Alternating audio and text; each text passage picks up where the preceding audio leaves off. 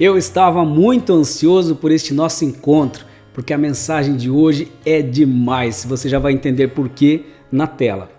Preparas uma mesa perante mim na presença dos meus inimigos. Unges a minha cabeça com óleo, o meu cálice transborda.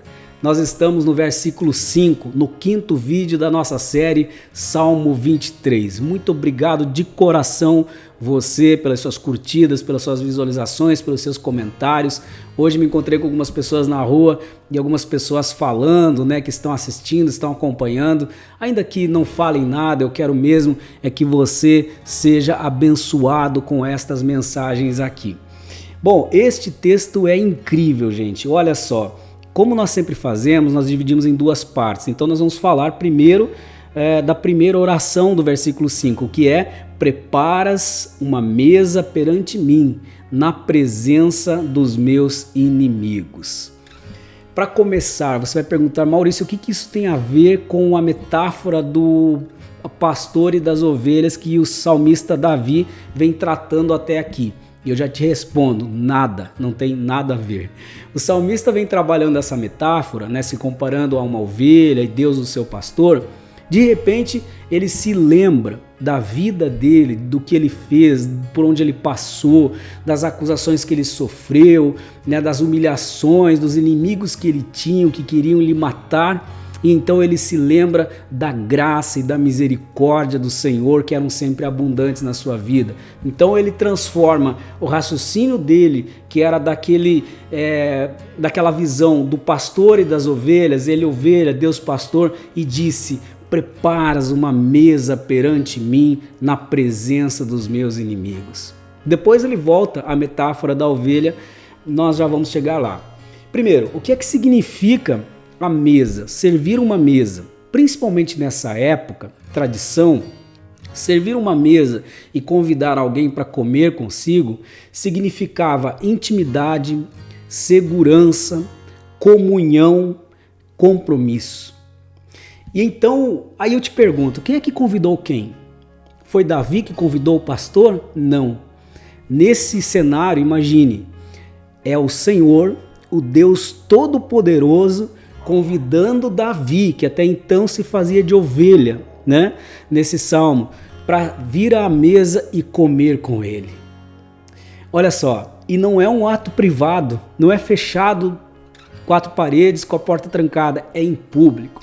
Tanto que o salmista diz: perante mim, na presença de todos, inclusive os meus inimigos. E para você entender esse contexto histórico, Davi havia sofrido muita perseguição. Num dos episódios, apenas para você entender, quando Absalão estava no poder, o seu filho, o filho de Davi, as pessoas achavam então que Davi havia matado Saul. Mas não, ele teve inclusive uma oportunidade. Lembra do En-Gedi, que era lá o oásis no meio do deserto? Quando Davi estava escondido de Absalão, ele teve a oportunidade de matar Saul. Porém, ele se lembrou das promessas, da unção de Deus sobre a vida de Saul e poupou a vida dele. Mas as pessoas achavam que ele tinha matado Saul, então, por onde Davi passava com a sua comitiva, ele era hostilizado pelo ato que as pessoas achavam que ele tinha praticado. Só para você ter ideia, 2 Samuel capítulo 16, do versículo 7 adiante, foi uma ocasião em que Davi estava fugindo de Absalão, do seu filho, que estava tentando lhe matar, e passou por dentro da propriedade de Simei. Simei, quando o viu, começou a gritar e a xingar o rei Davi. Olha aí na tela. Ele amaldiçoou Davi e disse: fora daqui, assassino, criminoso, você tomou o reino de Saul. O Senhor Deus o está castigando por você ter matado tantas pessoas da família de Saul. Agora Deus entregou o reino ao seu filho Absalão. E você está arruinado, seu assassino. Gente, imagine o cenário: Davi passando com a sua comitiva na estrada e no barranco do lado de cima caminhando Simei.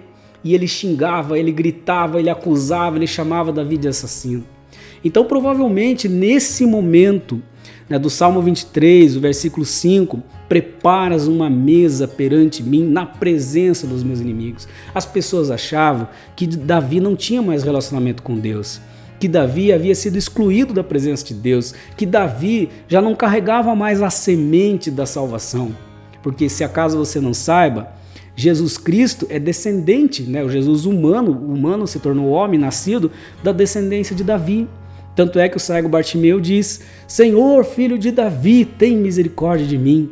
Ele é filho da linhagem de Davi. Então, Davi tinha essa promessa de Deus de trazer uma geração toda que posteriormente iria gerar Jesus, o nosso Salvador.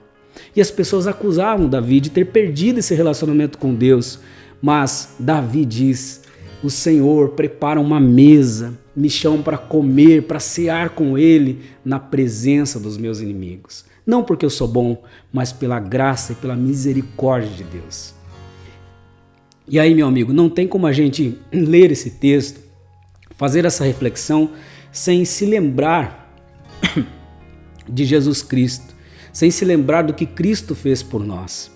Ele fez exatamente isso. Aliás, meu querido, se você não sabe, a Bíblia toda, de Gênesis a Apocalipse, ela trata do Salvador. Ela converge para essa pessoa de Jesus Cristo, o nosso Salvador, o Filho de Deus. E Jesus fez isso. Ele nos convidou a cear com Ele. Ele serviu a mesa e convidou você, convidou a mim. E mais interessante, Ele preparou os elementos desta mesa. Quais?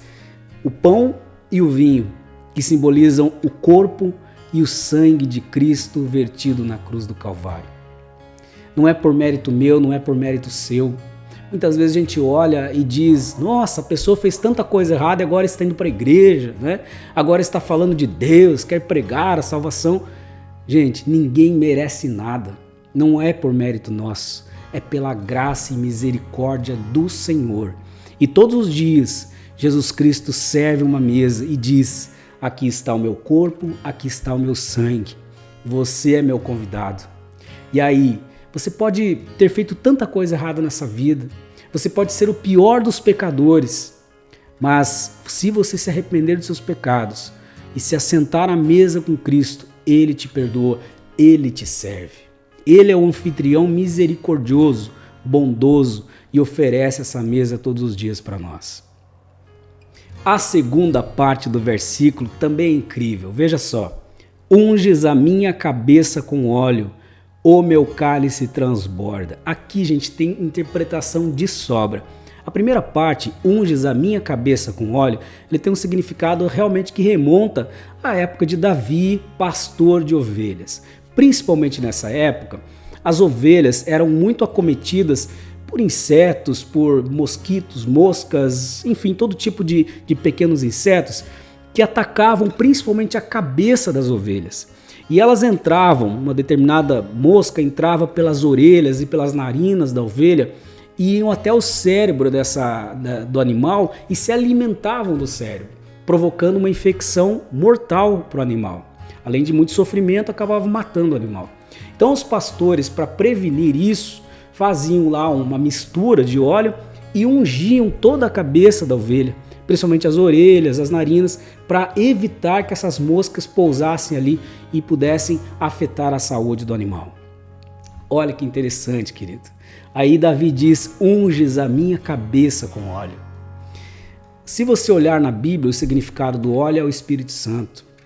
E Deus hoje, sendo o nosso pastor, nós nos submetendo a ser ovelhas dele, Ele pode ungir a nossa cabeça com óleo, com o Espírito Santo. Quando falo de cabeça, falo do quê? De pensamento, de entendimento, de consciência.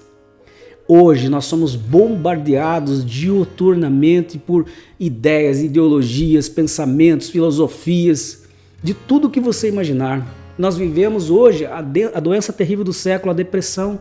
Né? Veja aí quantas pessoas acometidas deste mal do século chamado depressão. Por causa do quê? Por causa da mente. Nós somos bombardeados na nossa mente todos os dias. E aí a promessa de Deus é ungir a nossa mente, a nossa cabeça, para nos proteger, para nos prevenir dos ataques daquilo que vai no nosso cérebro e afeta a nossa vida toda, a vida espiritual, a vida material, a vida física mesmo. Então, peça nesta oportunidade para Deus: unges a minha cabeça com óleo. E para a gente finalizar, o meu cálice transborda. Aqui, queridos, eu tenho dois significados que são importantíssimos e falam demais com a minha vida na aplicação prática. Imagine um cálice, uma taça, aqui na minha frente, tá? Aí eu começo a colocar água nele, tá? Eu começo a colocar água, de repente essa taça está cheia. Ok, até aí tudo bem, eu estou cheio, né? Estou satisfeito comigo mesmo. Mas o salmista diz: o meu cálice transborda. Imagine você cheio do Espírito Santo. Só que chega um ponto que você não está apenas cheio, mas transbordando. E aí as pessoas vão ver isso. As pessoas que convivem com você na sua família. Lembre, o primeiro ministério nosso é a nossa família. Depois no seu trabalho, onde você estuda, por onde você for, lá no jogo de futebol, enfim, por onde você andar, você vai transbordar o Espírito Santo. Transbordar essa unção. As pessoas vão olhar e vão dizer: tem alguma coisa diferente. Pô, ele é um ser humano igual eu, mas tem alguma coisa diferente. É essa unção que está transbordante na sua vida. Também tem um outro significado que também é muito legal. Imagine essa taça aqui na minha frente. E ela está com um pouquinho assim de água e essa água está suja. Está ali há dias e contaminou, está suja. Aí você pega uma jarra de água limpa e vira dentro deste copo, dessa taça. O que é que vai acontecer? A água limpa vai se misturando com água suja, de repente começa a transbordar, transbordar, transbordar. Aquela água suja que estava no fundo se mistura e começa a sair.